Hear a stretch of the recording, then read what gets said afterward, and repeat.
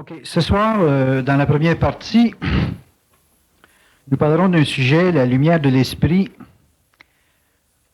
Évidemment, chaque individu, dans son développement, recherche à un niveau quelconque une lucidité, une vision claire des événements autant présents que passés, souvent futurs. Et donc, nous aborderons cette première partie avec un sujet développé en compagnie de M. Bernard de Montréal.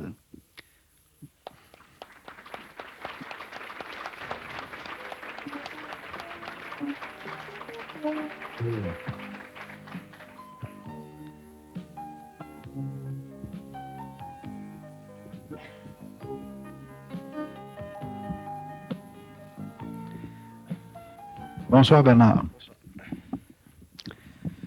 Le sujet de la soirée, la lumière de l'esprit. Beaucoup d'individus, dans une certaine recherche, ont tendance à essayer de dépister une lucidité, une clairvoyance, même dans les événements. Et on dit souvent faire lumière sur une situation ou un cas.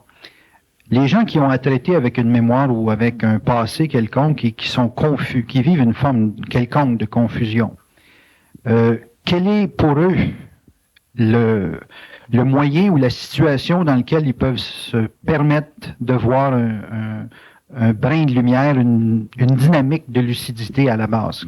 Un être confus, comment peut-il commencer à voir clair dans une situation de vie qui est naturellement confuse ou qui est occasionnée par d'autres individus autour de lui et qui lui génère une forme quelconque de confusion? Une question intéressante. Le problème foncier de l'homme, c'est l'influence. L'homme se laisse toujours influencer. Soit qu'il se laisse influencer par l'extérieur, ou qu'il se laisse influencer par l'intérieur. L'influence extérieure est moins grave que l'influence intérieure, parce que l'influence extérieure permet à l'individu éventuellement de se réajuster. Il y a des paramètres. Il peut parler à quelqu'un, il peut demander des conseils à quelqu'un d'autre, ainsi de suite, de son expérience personnelle. Mais quand une personne est rendue à se laisser influencer intérieurement, il n'y a plus de point de référence. Parce que le système intérieur de l'homme, psychologique intérieur de l'homme, puis le système psychique intérieur de l'homme, sont basés sur deux voies différentes. Quand tu es influencé intérieurement, tu es influencé par ta mémoire. Tu es influencé par des notions qui font partie du mémoriel. Par contre, si l'homme est influencé au niveau psychique, il n'est pas nécessairement influencé par la mémoire, mais la mémoire va être utilisée dans l'influence. Donc, il va être influencé psychiquement. Il va être influencé par la voix intérieure. Puis, ça prend un certain temps avant que l'homme en arrive à se libérer de l'influence psychique. Si l'homme n'était pas influencé psychiquement, ce serait plus facile pour lui d'avoir accès à sa lumière. Parce que l'homme, pour lui-même, recherche toujours son bien-être. S'il est influencé psychiquement, s'il ne connaît pas les lois occultes du mental, qu'on commence à découvrir, à ce moment-là, les idées qui lui viennent, les pensées qui lui viennent, lui, il a l'impression que ces pensées-là viennent de lui, puis elles viennent des plans. Puis l'homme n'a pas la notion, l'homme est un être psychologique. L'homme n'est pas rentré encore solidement dans ce que je pourrais appeler l'évolution psychique de l'être. L'homme est encore dans l'évolution psychologique de l'être.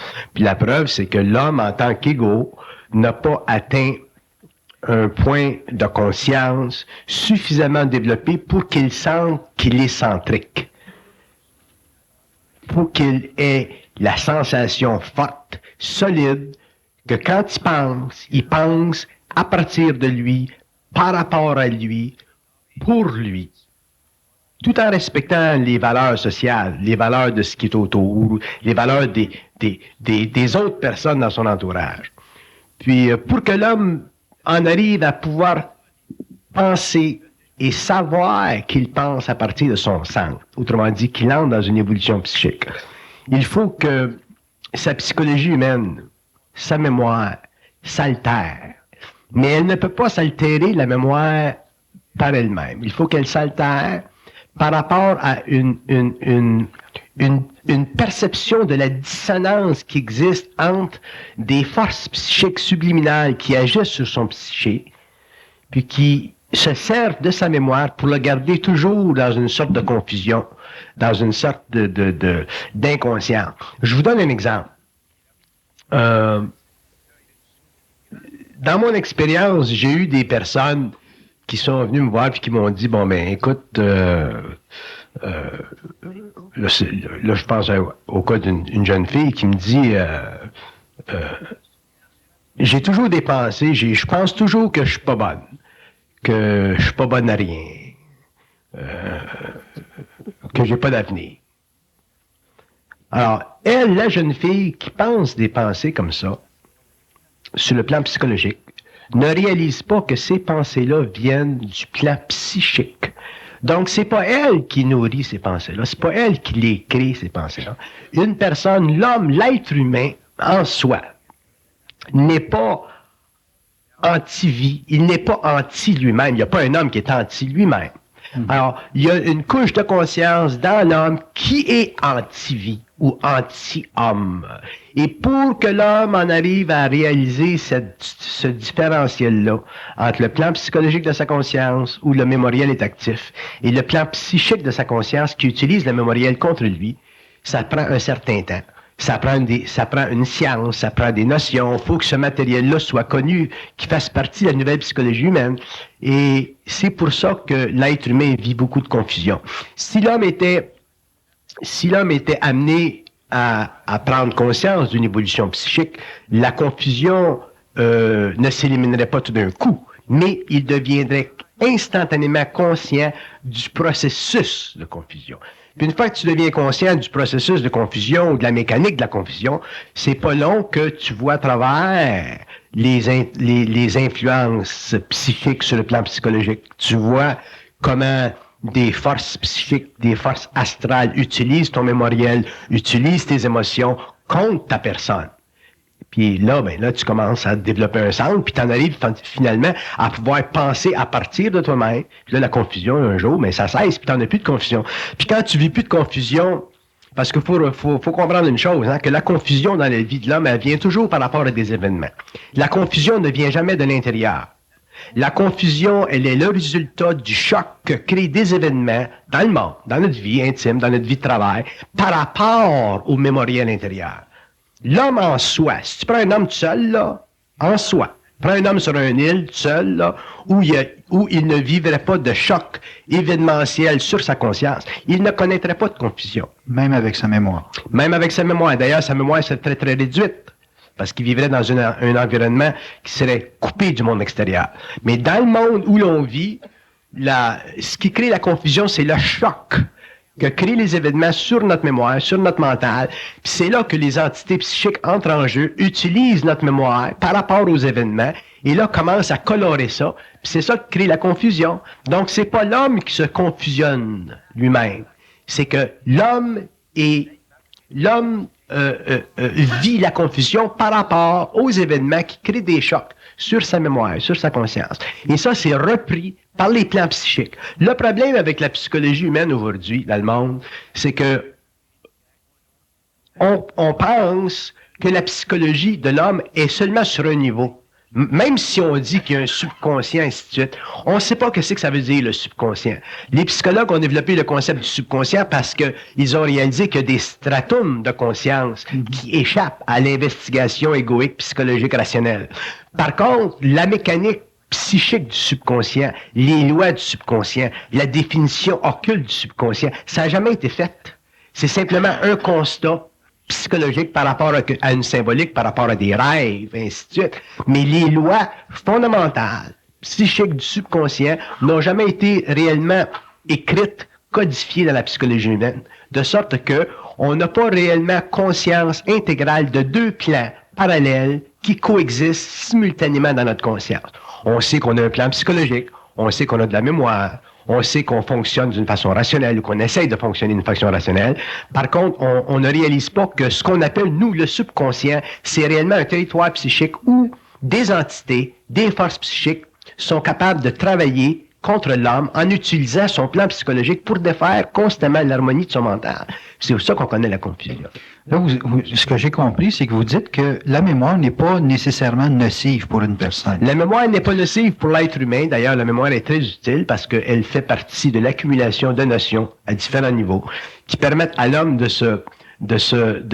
constamment se raccorder dans un processus d'enchaînement événementiel, ce qui le ground au niveau mental, ce qui le ground au niveau émotionnel, puis ce qui lui donne une continuité dans la vie au niveau de la perception, au niveau des sens, ainsi de suite.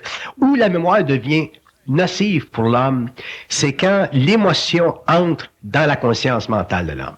Et à ce moment-là, la mémoire est utilisée psychiquement par des entités sur les autres plans et elle n'est plus utile. Souvent, je dis, plus l'homme en arrivera à entrer dans l'évolution psychique de sa conscience, moins il aura de mémoire.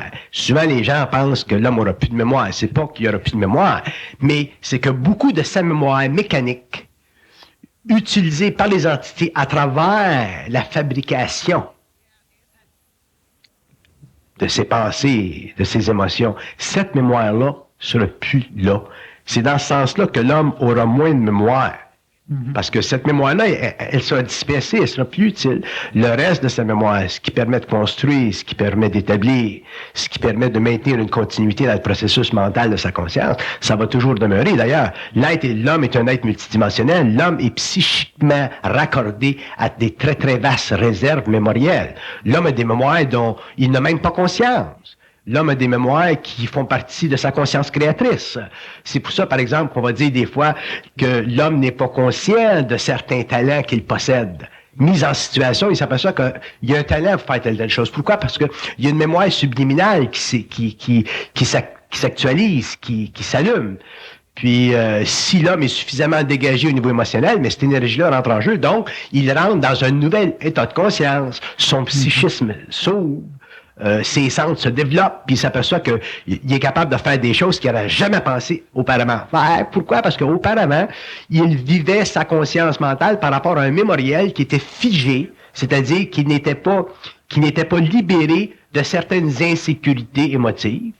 Puis une fois que ça s'est déplacé, mais l'homme s'aperçoit que si ça marche pas, il est capable de faire ça, puis si ça marche pas, il est capable de faire ça. L'homme est un être multidimensionnel, très fluide. Iriez-vous jusqu'à dire que, en partant du principe que tout est marqué, que même le futur, c'est une mémoire? Le futur, c'est une mémoire parce que sur les autres plans, le temps n'existe pas comme ici. Donc, l'événementiel sur la Terre, en ce qui concerne la relation entre l'homme et sa vie humaine et sa vie interrelationnelle, ça fait partie de sa programmation. Alors, que ça fasse partie de sa programmation astrale en tant qu'âme incarnée, ou que ça fasse partie de sa programmation mentale supérieure en tant qu'esprit en relation avec l'âme, en relation avec l'ego, ça fait partie d'un déterminisme qui est créatif, c'est-à-dire un déterminisme qui permet à des aspects ou à des niveaux de sa conscience d'être très, très conscient de ce qui se passe dans sa vie matérielle. La vie est très vaste, la vie est très occulte, et la vie, elle est très perfectionnée sur les autres plans. C'est sur le plan humain, c'est sur le plan de notre vie personnelle que la vie n'est pas perfectionnée. Puis c'est pour ça qu'on est inconscient, c'est pour ça qu'on est des êtres aliénés, c'est pour ça qu'on vit, on vit l'existence au lieu d'être réellement en vie, c'est pour ça qu'on est des morts vivants au lieu d'être réellement des êtres actifs et créatifs. Pourquoi? Parce que on n'a pas accès à cette mémoire-là. Puis on n'a pas accès à cette mémoire-là parce qu'on vit sur un plan psychologique, on a une conscience psychologique, notre psychologie est totalement réflexive. Notre mémoriel est la seule source de convention qui nous permet en tant qu'égaux de mesurer le niveau de notre intelligence. C'est pas suffisant. Donc, c'est comme si vous dites que l'être humain consulte pas comme il se doit les mémoires dont il dispose. L'être humain ne consulte pas ses mémoires, donc il n'y a pas accès à la vibration, à l'énergie vibratoire de ces mémoires-là. Donc, il n'y a pas accès à une conscience créatrice qui fait partie de sa multidimensionnalité, de son infinité, du contact entre son ego, l'âme et son esprit. L'homme n'a aucune notion de sa réalité. C'est pour ça que quand il se produit dans sa vie des événements qui sont des événements de choc, parce que la vie, c'est toujours ça, mais s'il est pas ramassé, mais il vit la confusion. OK. Donc, quand une personne qui est en évolution dit qu'elle essaye d'éliminer une mémoire ou de balancer une mémoire ou de neutraliser une mémoire, elle ne s'attaque pas vraiment à l'événement de sa mémoire, elle s'attaque à autre chose. Ce autre chose-là, est-ce que c'est ça l'affaire de l'entité, là, de l'astral dont vous parlez? Ouais, la personne, dans ce temps-là, la personne s'attaque à la réflexion que la mémoire crée dans son mental sur un plan inconscient. Si tu vis une mémoire, je vous donne un exemple. Bon. Supposons, par exemple, qu'une petite fille, quand elle avait 17 ans, s'est faite violer. Bon. Ça l'a marqué. L'événement l'a marqué. L'événement l'a marqué. Mais c'est pas l'événement en soi qui l'a marqué. C'est le mémoriel événementiel qui l'a marqué à cause de l'émotion utilisée par les entités dans sa conscience subjective qui rappelle toujours ça, qu'un jour elle s'est faite violer dans le temps. Fait que la petite fille, en tant qu'égo, est incapable de se dissocier de la valeur psychologique de cet événement-là. Donc, elle devient prisonnière de la valeur psychique de l'événement et ne connaissant pas les lois occultes ou psychiques de son mental, elle est obligée de vivre l'événement d'une façon totalement caricaturale, irréelle. Bon, s'il n'y a pas quelqu'un dans sa vie, un médecin ou un psychologue ou un ami qui vient la débarrasser de ça, en lui donnant des conseils ou en lui parlant intelligemment, elle peut rester poignée avec ça pendant des années de temps, puis un jour elle va se marier, puis ça va revenir en cause, fait que ça va contaminer son alliance ou sa relation, son intimité, ainsi de suite. Elle ne pourra jamais reprendre conscience de sa valeur intégrale en tant qu'être humain, même si elle a vécu ça. Et ce choc-là, ça fait partie de sa programmation. Ça fait partie de l'expérience de l'âme. Ça fait pas partie de la nature de son esprit. Donc, même si l'homme vit des choses qui font partie de la programmation astrale de l'âme, ce qui est normal, l'homme devrait être capable d'en arriver éventuellement à dépasser cette programmation-là. Puis ça demande une conscience mentale suffisamment développée pour qu'il puisse bénéficier de son esprit, c'est-à-dire de son intelligence créatrice, puis faire sauter cette mémoire-là. Bon, quand on parle de faire sauter cette mémoire-là, disons qu'il y a beaucoup de thérapeutes qui vont faire se souvenir à la personne de l'événement et certaines personnes vont dire qu'ils sont dégagés, d'autres vont dire bon, que la situation s'amplifie. Le thérapeute ou la personne qui est finalement objective, entre guillemets, et qui veut intervenir sur une problématique, là, comme vous l'avez mentionné, à quoi doit-elle s'attaquer? Quel est l'aspect du psychisme de l'être auquel elle doit s'adresser? À quoi doit-elle s'adresser dans un individu si une personne a eu un choc? Parce qu'il y a des gens qui vont même faire du théâtre pour faire revivre une expérience. Ils disent après ça que c'est supposé libérer un individu.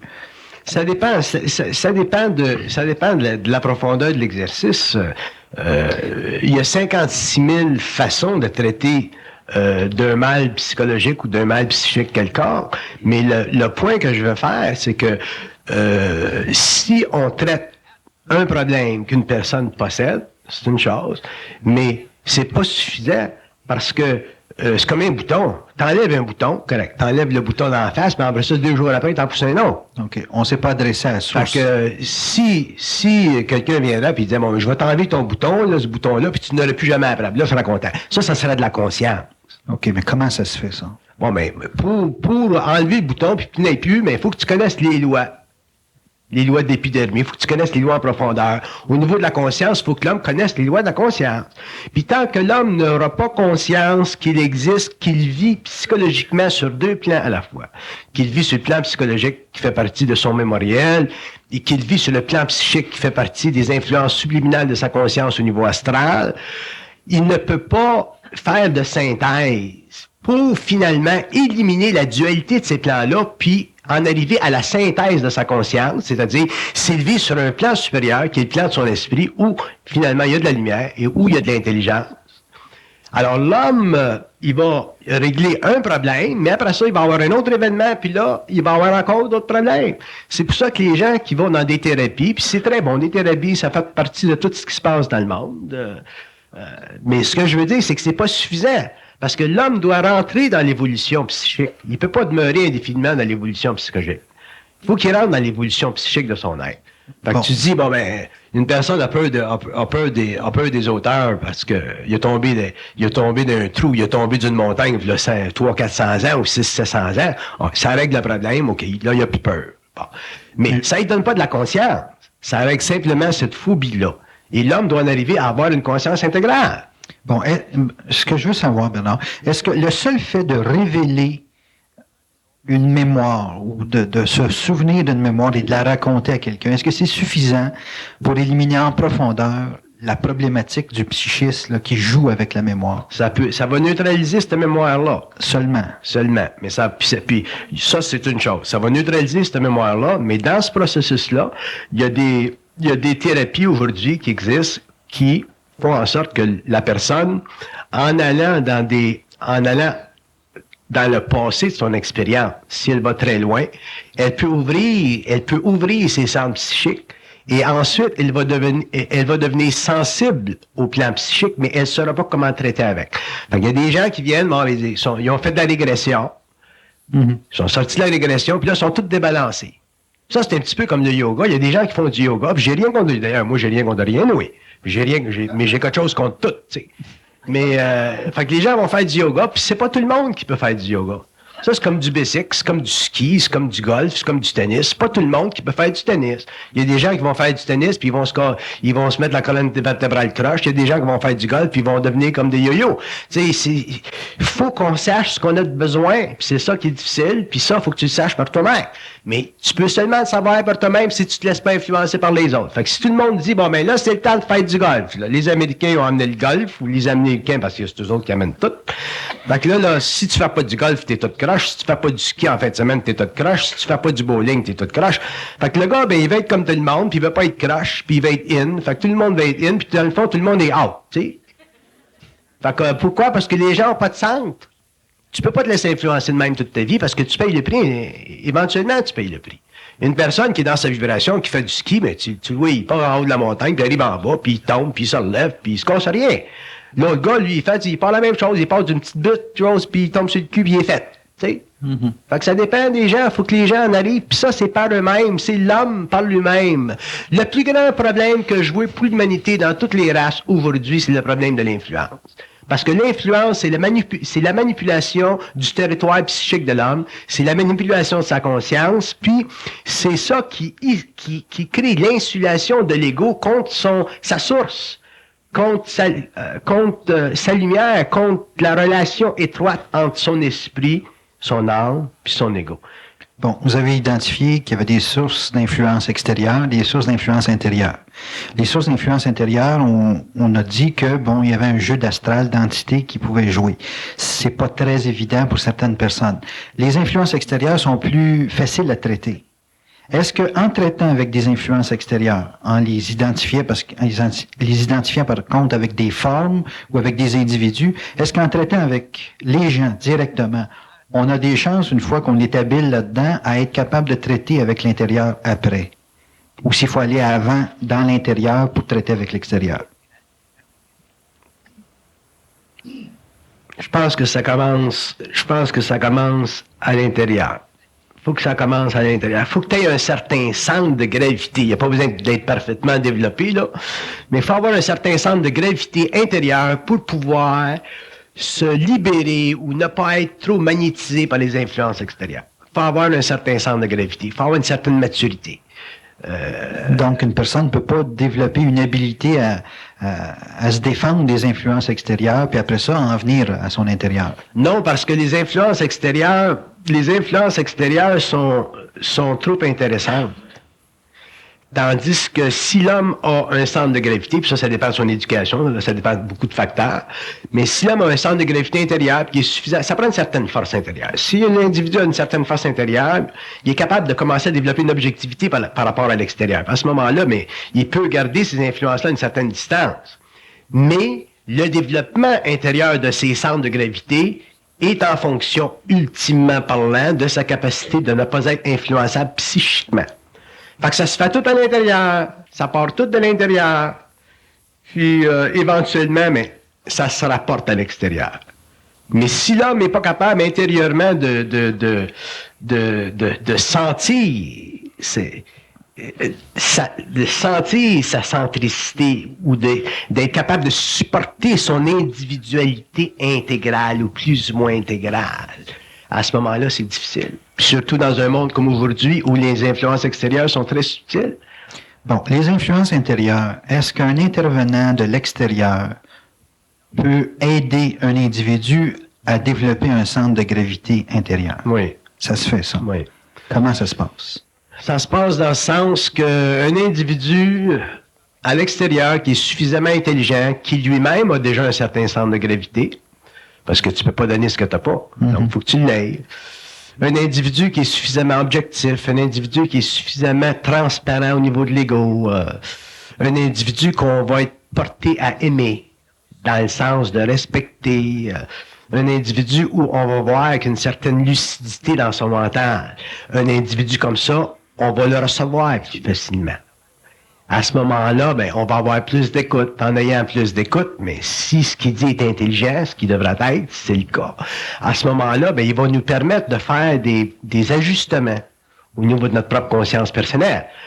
Puis il va nous amener petit à petit à prendre conscience de ce centre intérieur-là, puis dans un sens, il va nous aider à maîtriser cette situation-là. Puis éventuellement, une fois que tu connais la mécanique, tu n'as plus besoin de lui, puis tu t'en vas en Europe. Mm-hmm. La lecture fait ça, les relations font ça. Les gens, quand une personne qui nous parle intelligemment fait ça, même souvent sans qu'elle en soit consciente. Mm-hmm. Mais il faut que les gens aient une certaine vibration, une bonne vibration. Il faut qu'ils soient transparents. La transparence est très importante.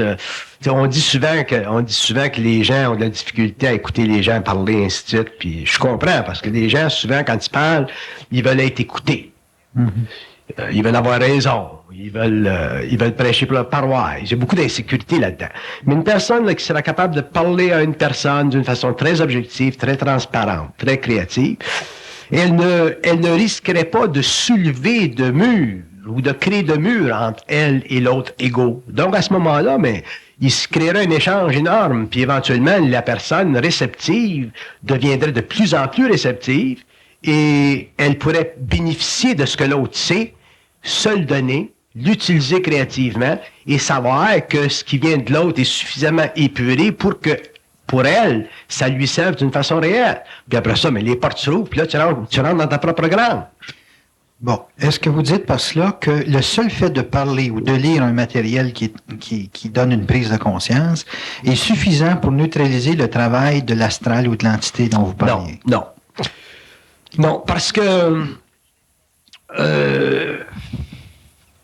il y a très peu de lectures dans le monde qui ne sont pas le produit d'une conscience astrale, même au niveau des grands maîtres de l'humanité.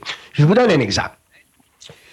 Si un homme allait dans l'Orient pour rencontrer, ou disons au Japon, pour rencontrer un maître zen, on connaît l'histoire des maîtres zen, ils te posent une question, tu leur donnes une réponse, puis la réponse que tu leur donnes, elle convient jamais à la question qu'ils te posent. Autrement dit, ils vont toujours s'organiser pour te donner, eux autres, des réponses qui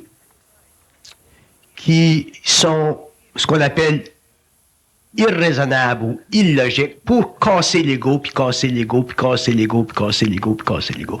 Mais savez-vous ce qui se passe? C'est que ce que ça produit, c'est pas nécessairement que ça casse l'ego. C'est que ça assujettit l'ego au maître. Mm. Puis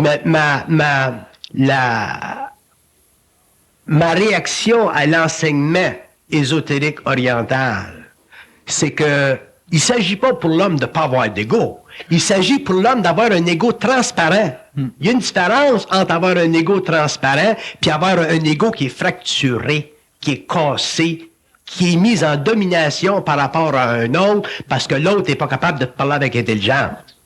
Puis un maître zen ne parle pas à un disciple avec intelligence. Tout ce qu'il fait, c'est qu'il joue des jeux d'esprit, puis des jeux d'esprit, puis des jeux d'esprit. Fait que le maître zen qui joue des jeux d'esprit pendant 4 ans, éventuellement, il fait de toi et quoi? Il te fait un gars qui a plus de centre de gravité, mais qui a beaucoup d'admiration pour le maître. Mais comment ce disciple-là peut-il devenir un maître éventuellement? Il va faire la même chose. Il va répéter. Il va faire la même chose. Avec sa propre personnalité spirituelle, il va faire la même chose, puis ça se continue, puis ça se continue, puis ça se continue. C'est pour ça que... Il n'y a pas de conscience là-dedans. C'est pas de la conscience, c'est de la spiritualité, c'est du mysticisme psychologique. C'est la mystification psychologique de l'homme. L'homme, c'est pas un idiot, c'est pas un con. Fait que quand un maître oriental te dit que le corps humain, c'est un tas d'excréments, mais je m'excuse, peut-être le tien, mais pas le mien. Fait que, mais nous autres, on n'est pas de même. On voit le maître oriental, là, puis il dit que notre corps humain, c'est un tas d'excréments, puis on dit oui. T'sais. Puis parce que on est magnétisé par lui. Mais moi, un maître zen qui me dirait que mon corps humain, c'est un tas d'excréments, j'y mettrais mon pied au cul. Puis là, spirituel, là, puis on flotte, là, puis on est fin, puis tout le monde, il est beau, puis tout le monde, il est gentil, puis on passe notre vie à jouer du tam-tam, tu sais. Mais ça, c'est rien que du son, mais il n'y a pas de lumière là-dedans. Bon, je reviens quand même avec le fait que si un élément extérieur, par la parole ou par une écriture quelconque, fait vivre une prise de conscience à quelqu'un, dans quelle mesure la personne qui fait une prise de conscience est capable de lutter contre le côté psychique dont on parlait au début, qui manipulait, qui créait de la confusion dans le mental de l'individu? Dans quelle mesure une prise de conscience permet vraiment de se créer un centre de gravité face aux forces occultes? Une prise de conscience, c'est un processus. Une prise de conscience, c'est un processus. Au fur et à mesure que la prise de conscience se fait, la capacité de l'homme de lutter, de voir clair, de voir la game, des forces sur le plan psychique par rapport à son plan psychologique, ça devient de plus en plus clair, de plus en plus clair. Puis éventuellement, l'homme devient totalement maître dans son mental. Être maître de son mental, ça veut dire en arriver à un point dans sa vie, en tant qu'être humain, à être capable de regarder n'importe quelle mémoire, n'importe quelle forme, qu'elle vienne de l'extérieur, qu'elle vienne du monde, qu'elle fasse partie de l'histoire, de la civilisation, whatever, d'être capable puis de la fracturer, sans nécessairement la fracturer pour les autres, parce qu'il faut que tu respectes le niveau d'évolution de l'humanité. Mais pour toi-même, en tant qu'individu, il faut que tu sois capable, il faut que l'homme en arrive à être capable de fracturer les formes, puis autrement dit, être capable de voir à travers les illusions psychiques de la forme. Parce que la forme mentale, les notions, ce qu'on appelle les idées, sont des énergies qui utilisent ou qui sont faites de beaucoup d'émotivité. Puis l'émotion, c'est une énergie astrale qui fait partie de la conscience animale de l'homme, et elle est nécessaire, l'émotion. Elle est belle, l'émotion. Elle est utile dans la vie parce qu'elle permet à l'homme de maintenir un équilibre entre l'intimité de sa conscience puis la particularité biologique de son humanité. Si l'homme n'avait pas d'émotion, si l'homme ne pouvait pas vivre d'émotion sur le plan matériel, il deviendrait un être très, très éthéré, puis il sera obligé éventuellement de changer de plan parce que la vie sur la Terre serait extrêmement rigoureuse pour lui. Donc, l'émotion est nécessaire. Par contre, il faut que l'émotion soit rendue intelligible. Et pour qu'une émotion soit rendue intelligible, il ne faut pas qu'elle fasse interférence avec le développement de l'intelligence. Si elle ne fait pas interférence avec le développement de l'intelligence, l'émotion est utile, est agréable, elle est pleine, et elle poursuit le but occulte de l'esprit à travers l'âme pour le bénéfice de l'ego. Pourquoi est-ce que l'émotion existe? Parce qu'elle permet à l'homme en tant qu'entité vivante sur le plan matériel d'utiliser son corps astral, c'est-à-dire d'utiliser l'énergie de l'âme pour le perfectionnement de sa relation entre la matière et son esprit. C'est ça la fonction de l'émotion. Et on la retrouve, l'émotion, dans toutes sortes d'activités. On la retrouve dans le caractère rigoureux de la science. Souvent, les scientistes vont dire « Ah, ben il n'y a pas d'émotion dans la science. » C'est très objectif. Puis c'est pas vrai, ça, parce que dans la science, il y a un esthétisme qui existe.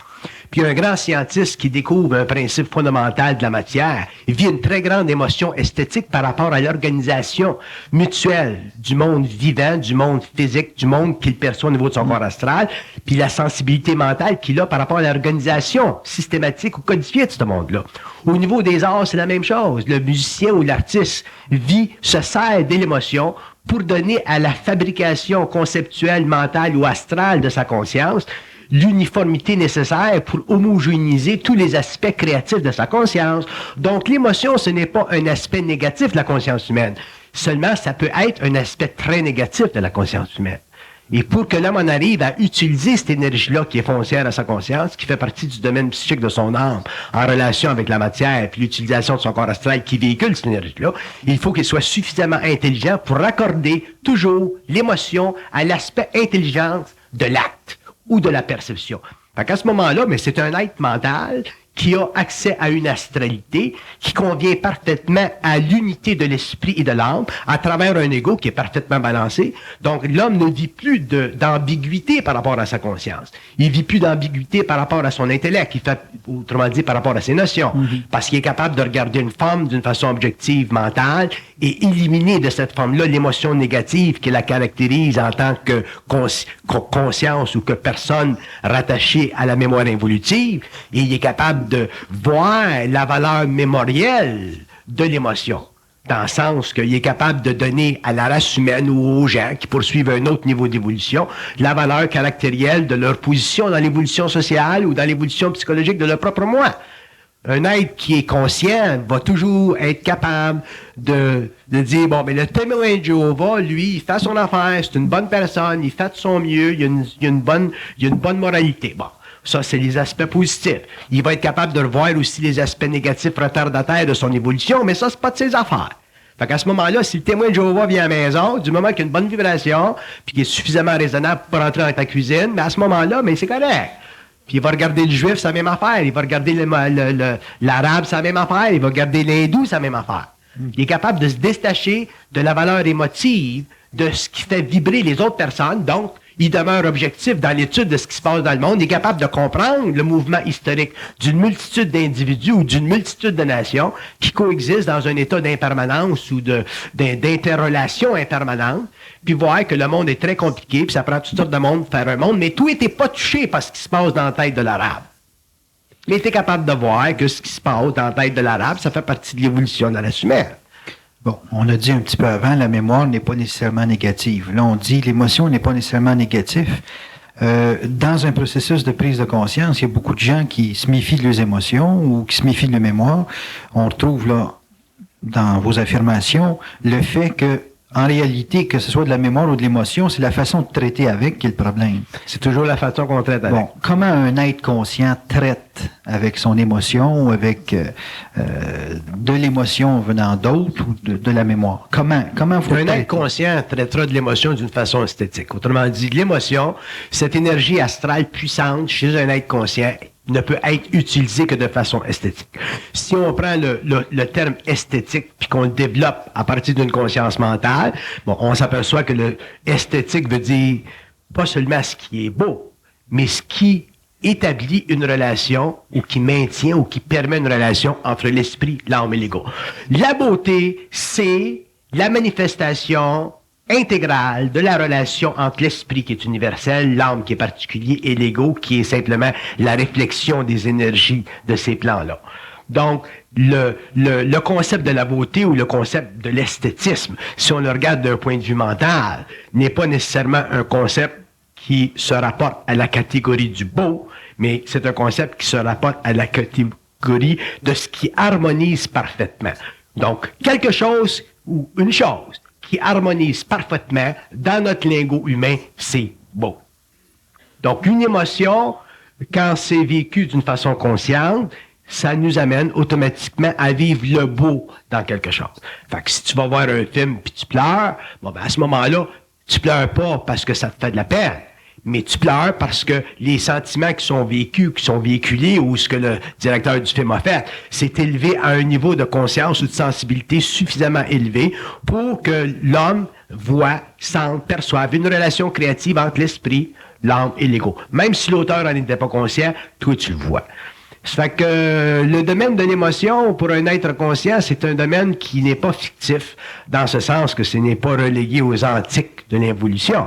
Ça fait partie de la conscience humaine, mais ça ne retarde pas l'homme dans l'évolution de sa conscience mentale, ça n'empêche pas l'homme d'être intelligent dans le partage créatif de son esprit avec les vibrations de l'âme à travers la perception de l'ego. Ça maintient constamment une homogénéité entre ce qui se passe sur les plans les plus supérieurs, les plus avancés de sa conscience, puis les plans les plus bas de sa conscience. Où est-ce que la distorsion apparaît dans la beauté dont vous parlez? La distorsion, elle apparaît dans la beauté quand l'homme n'est pas capable de percevoir l'émotion comme étant le résultat d'un agrandissement de son intelligence. Autrement dit, une émotion qui rapetisse ta vie, une émotion qui t'assujettit dans la vie, une émotion qui te rend esclave dans la vie. de n'importe quelle façon, à n'importe quel système, à n'importe quelle idéologie ou à n'importe quel événement. Une émotion qui t'enlève de la liberté ne fait pas partie du courant d'énergie entre l'esprit, l'âme et la mémoire. C'est une force psychique astralisée qui fait partie de la relation entre l'âme et l'ego. L'esprit est totalement coupé, il n'y a pas d'énergie intelligente dedans. Et à ce moment-là, t'es fait, tu vis un karma. Donc, devant quelque chose qui est beau du point de vue de l'esprit, si une personne la regarde et vit quelque chose de libre, ça va bien, il est conscient. Si une autre personne vit une impression de dépendance, une sorte de fanatisme ou d'admiration, là, on va dire que cette personne-là est astralisée, c'est ça? Automatiquement. Ouais. Donc, tout se passe dans l'individu. Tout se passe dans l'individu. Ce n'est pas ce qui se passe dans la création. Tout se passe dans l'individu. OK. Donc, dans l'individu qui s'est astralisé, parce que je veux vraiment faire le point là-dessus, comment se fait-il qu'un individu va vivre une forme d'astralisation face à une femme qui est belle, puis qui est mentalement belle, là, qui est pas, disons, socialement là, pris par toutes sortes de dégradations? Comment se fait-il qu'une personne ne s'astralise pas et que l'autre va s'astraliser? Qu'est-ce qui s'est passé dans la tête de celui qui... Il y en a un qui est plus évolué que l'autre. Oui, mais je comprends. Mais je veux savoir, là, où est-ce que les entités ont pu manipuler un individu. Être manipulé quand un événement est dégradant, c'est correct, ça c'est facile à comprendre. Mais devant quelque chose qui est beau, qui est parfait, comme vous dites là, où est-ce qu'on peut être astralisé face à ça? Ça dépend de notre niveau de spiritualité. La spiritualité, puis ça va prendre un certain temps, puis un certain nombre de générations avant que l'homme commence, quand je parle de l'homme, là, je parle de l'homme génériquement, avant que l'homme puisse commencer à voir à travers ça. Parce que la spiritualité, ça fait partie de certaines notions très anciennes de l'humanité, jusqu'à l'ère moderne. La spiritualité, pour l'être humain aujourd'hui sur la Terre, c'est considéré comme le summum de l'état humain. Alors que on dit pas l'homme devrait être intelligent, ou on dit pas l'homme devrait être créatif dans sa conscience mentale. On dit l'homme devrait être spirituel. Pourquoi? Parce que la spiritualité, c'est l'autre côté de la polarité de la vie humaine. Autrement dit, c'est en opposition avec la matérialité. Mais l'homme doit réaliser, il devra comprendre un jour que tous les systèmes qui existent à différents niveaux doivent toujours éventuellement faire partie d'une triangularité. Tu ne peux pas considérer le matérialisme puis la spiritualité. Parce que le matérialisme et la spiritualité sont simplement deux facettes extrêmes opposées d'une conscience globale. Dans une conscience globale, il y a un troisième principe, une synthèse. Comme Hegel disait, ou les philosophes disaient, il y a la thèse, t'as la thèse, t'as l'antithèse, puis t'as la synthèse. Tu peux pas avoir avec une thèse puis une antithèse. Si je prends le verre puis je le tiens, ben, tu vas dire, bon, ben, la thèse, c'est la gravité qui tire le verre vers le sol. L'antithèse, c'est ma main qui tient le verre. Mais c'est pas vrai, ça. Parce que c'est mon esprit qui fait la synthèse de tout ça. Si mon esprit est pas là, le verre tombe. Fait que ma main, elle y est pour rien. Fait que t'as toujours la thèse, l'antithèse, la synthèse. Si t'as pas d'esprit, t'es fait à l'os. T'es pris dans la polarité. Puis c'est ça qui se passe avec l'homme. Fait qu'aujourd'hui, on essaie de se séparer du matérialisme, puis là, on va dans l'antithèse, dans la spiritualité, puis on pense qu'on est safe. On n'est pas safe. On n'est pas safe. On n'est pas plus safe que le gars qui est matérialiste. Fait que le gars qui est matérialiste, il est dans ses illusions. Nous autres, on est spiritualistes. On est spirituel, on est dans nos illusions. Puis un jour, il faut qu'on fasse la synthèse du matériel de la spiritualité. Ça, c'est l'intelligence créatrice de l'homme. Ça fait partie de sa conscience supramentale. Fait que l'homme, quand il sera rendu à ce point-là, quand l'humanité comprendra ça, à ce moment-là, les mouvements cycliques qu'on vit aujourd'hui, qu'on vit dans notre civilisation, qu'on vit dans nos civilisations, disparaîtront. L'homme aura une conscience créative, l'homme aura des centres, puis l'homme sera libre dans sa conscience mentale, puis on vivra plus constamment cette lutte, cette ambiguïté entre le bien, puis le mal, puis la guerre, puis la paix, qui sont jamais des aspects définis de l'évolution. Parce que il y a la guerre, puis ça, c'est la paix, puis ça vient la guerre, puis ça, faut que c'est une synthèse quelque part. Faut que ça arrête la guerre un jour, puis faut que ça arrête la fausse paix un jour. Mais ça, c'est une synthèse. Puis pour faire une synthèse, pour établir une synthèse, faut être intelligent. Ça veut dire quoi, ça, être intelligent? Ça veut dire ne plus être astralisé dans sa conscience. C'est ça qui va faire partie de l'évolution, c'est ça qui est long, puis c'est ça qui va se faire au niveau de l'humanité au cours des siècles, puis c'est ça qui va se faire chez l'individu à l'intérieur d'une vie, à l'intérieur de certaines années. Bon, est-ce qu'on devient intelligent à vivre la thèse et l'antithèse? Est-ce que c'est en se présentant dans des événements de vie où est-ce qu'on a une thèse et puis à être placé dans des contradictions à un moment donné qui nous font vivre l'antithèse qu'on devient intelligent? Bon, ça c'est intéressant, cette question-là. Quand tu pars de la thèse à l'antithèse, tu deviens philosophique. Une personne qui est philosophique, parce que être philosophique, c'est être plus spirituel, même si c'est une spiritualité mentale. Donc, une personne qui est consciente de la thèse puis de l'antithèse est capable de faire des comparaisons. En faisant des comparaisons, il va commencer à jouer des jeux d'esprit, il va commencer à vivre, à prendre conscience comparativement des valeurs opposées. Donc, il va devenir philosophique. Par contre, il n'aura pas résolu le problème de la conscience. C'est pour ça que la philosophie n'a jamais pu réduire, la philosophie n'a jamais pu régler le problème de la conscience humaine. C'est pour ça que la psychologie n'a jamais pu réduire le problème de la conscience humaine. La philosophie a fait des choses. Elle a construit des choses. Elle a permis à l'esprit de jouer puis de s'amuser avec des constructions plus ou moins éphémères, plus ou moins subtiles, plus ou moins agréables. La psychologie a fait la même chose. Elle a permis à l'individu de se réconforter à l'intérieur de certaines facettes normatives qui représentent un équilibre avec le status quo social ou le collectif humain en général. Mais ça n'aura pas résolu le problème de la conscience humaine. Ça n'a pas amené à l'homme les lois occultes de la conscience humaine. Et l'homme devra un jour les établir, les descendre, les faire valoir, les faire reconnaître, les établir d'une façon permanente, ces lois-là, pour que finalement, l'homme passe de l'antithèse, de la thèse, l'antithèse, puis de la synthèse, ce qui lui permettra d'agréablement bénéficier de ce qui est matériel dans le monde, agréablement voir le côté utile, éthique de la spiritualité, mais agréablement comprendre aussi qu'au-dessus de cette polarité-là, il y a une intelligence qui est capable de travailler et de voir à ce que ces deux forces-là dans le monde soient équilibrées. Parce que si elles ne sont pas équilibrées, ces forces-là, ben à ce moment-là, ben, dans un cycle, il y en a qui vont prendre le dessus sur l'autre.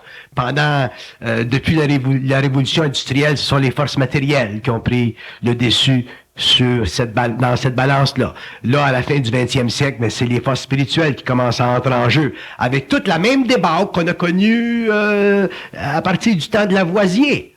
Autrement dit, les scientistes ou les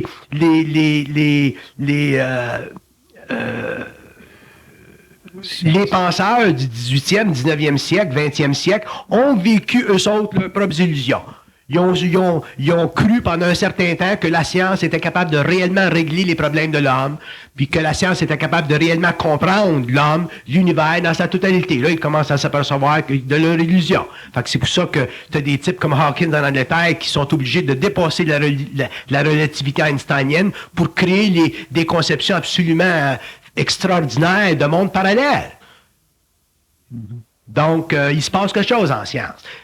Puis dans le monde de la spiritualité, c'était la même chose. On a eu les éclectistes du 20e siècle, du 19e siècle, on a eu les mouvements spirites, on a tout eu la patente. Puis là, on a l'affaire aux États-Unis, là, tous les mouvements, toutes les sectes, toute la patente encore, puis tous les mouvements d'évangélisation, puis tous les mouvements, je ne sais pas, mais il y en a tellement de mouvements. Fait que là, l'homme vit son illusion là-dedans.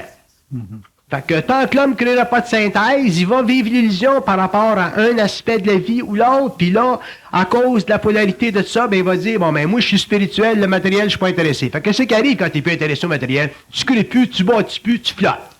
Tu fumes du pout. OK? Bon. Puis quand tu es matériel, mais tu vois, puis tu n'es pas spirituel, mais tu t'occupes bien de la matière. Fait que qu'est-ce que tu fais? Tu pollues la planète. Fait que, d'une façon ou d'une autre, la dialectique ne peut pas résoudre le problème de l'homme. Ça a été l'effondrement du système communiste. Hein?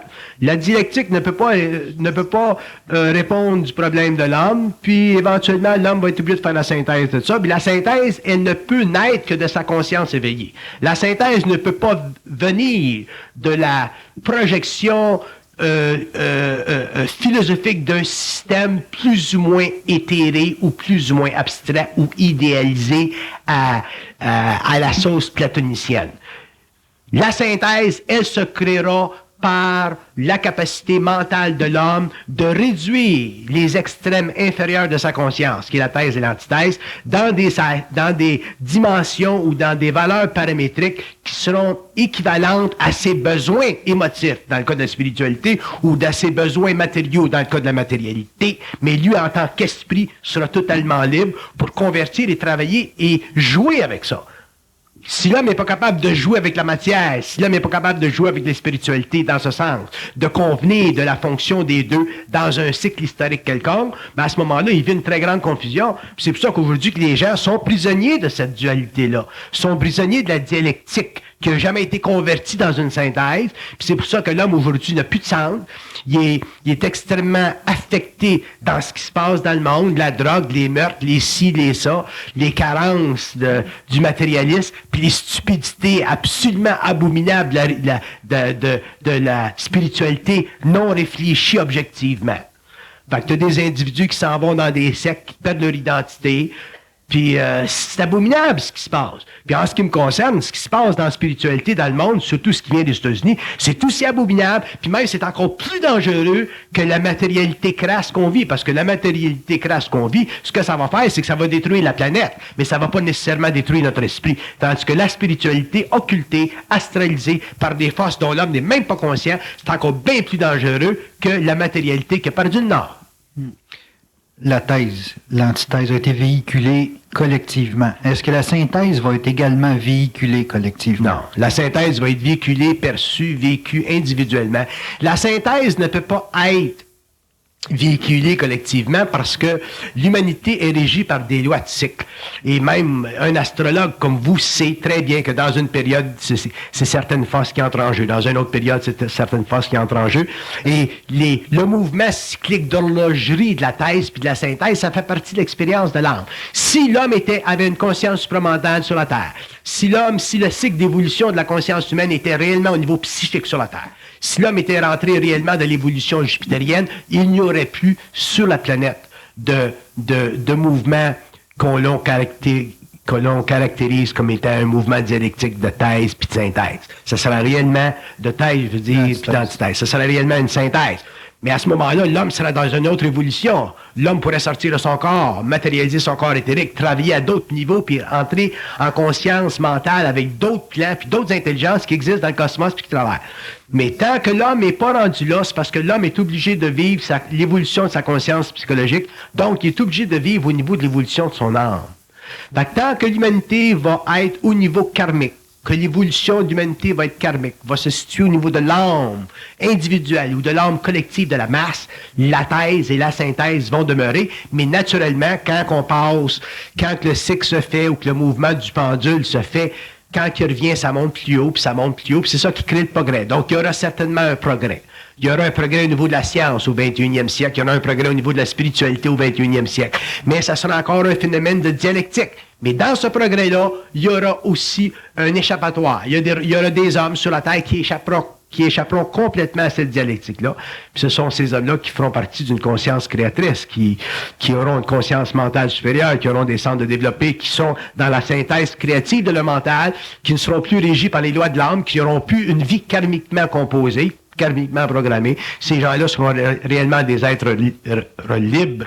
Et lorsque le temps viendra pour eux autres de passer d'un plan à un autre, mais ils le feront d'une façon très consciente. Donc, est-ce que, mettons, 200 personnes qui ont fait la synthèse, est-ce que c'est des êtres qui créent une religion? Ou qui créent une... Non. La religion, ça fait partie de la thèse. Il n'y a pas de religion dans la synthèse. Dans la synthèse, il n'y a absolument rien. Dans la synthèse, il y a simplement de la conversion des éléments inférieurs, dans la mesure où les gens qui auront une conscience synthétique, ou les gens qui auront, ou les hommes qui auront dans le temps, ou les individus, ou le grand nombre d'individus dans le temps, qui auront réellement une conscience supramentale, aideront à raffiner ou à montrer ou à démontrer les illusions de la thèse puis de la synthèse. Autrement dit, les hommes conscients pourront aller dans le monde de la matière et dans le monde de la science, puis faire avancer la science, comme ils pourront aller dans le monde de la psychologie des religions ou de la psychologie de la spiritualité pour faire avancer la spiritualité dans le monde. Ça sera ça qu'ils pourront faire.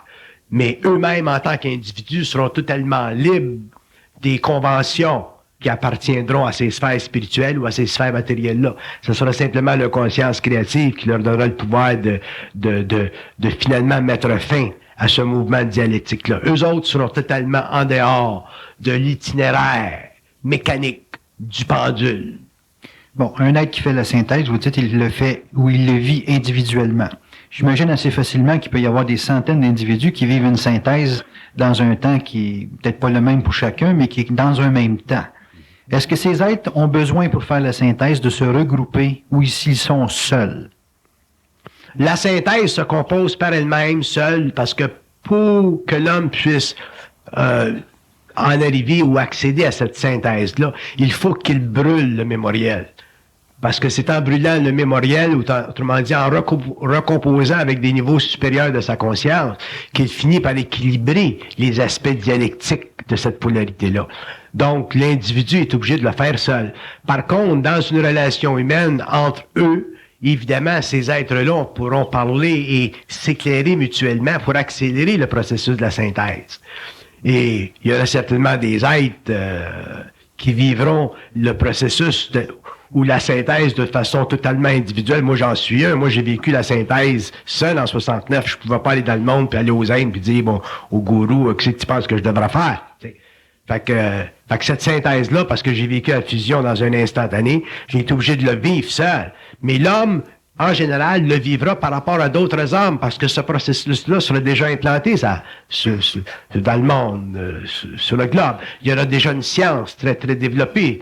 Donc, c'est inutile de réinventer la roue. Mais effectivement, la synthèse,